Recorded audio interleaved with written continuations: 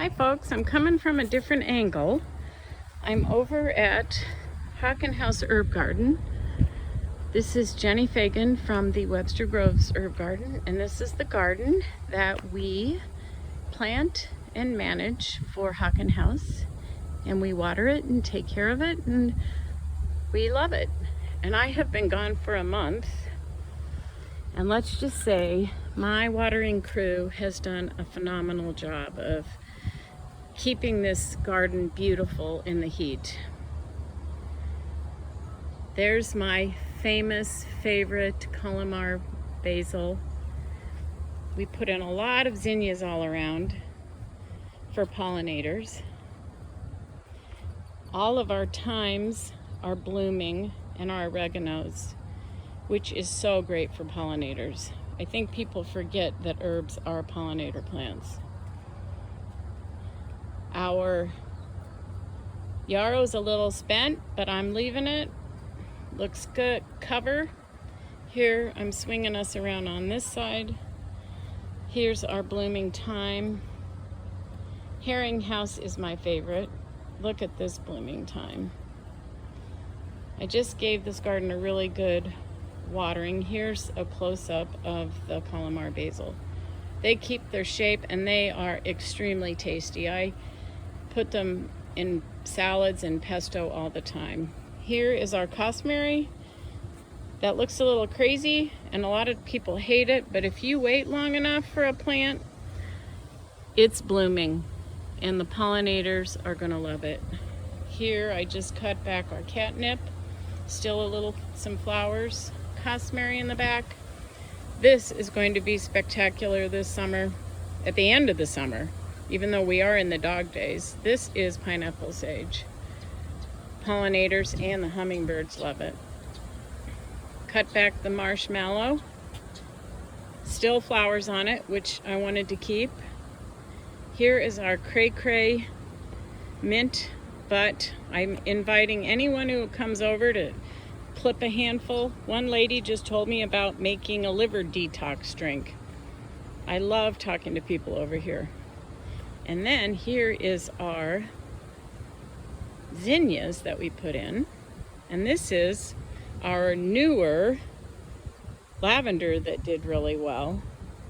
The zinnias, you should always plant zinnias because butterflies love the flat surface for nectar. As you can see, this guy. He's been winging all over here while I've been watering. Look how pretty these are. All just planted with seeds. Here's the mint garden that a lot of people detest, but you know what? It flowers too, and it is also a great pollinator plant. There's our buddy. I'm gonna take you over here. Here's our Malabar spinach that's taken off. I think I'm gonna walk this way to stay out of the sun. More zinnias, scented geraniums. My favorite, as you all know, great pollinator plant, African blue basil. Here's the Maximilian sunflower. When it blooms, I will show you. It's gonna be spectacular. We've got some milkweed in there, some dill. This Malabar's just been happy as a clam. Then we're gonna come around here. I planted a lot of anise hyssop, or actually it's seeded, and what's gonna be so great is next year that will just reseed in this garden. And as you can tell, I like the uncontrolled herb garden, because an herb garden can be whatever you want to be. I'm anti-mulch. I'm a believer in letting these plants spread so that we don't have to weed as much. Here's basil doing well in here. There's a little piece of cardinal which will bloom later, which is beautiful. There is some aster for the pollinators.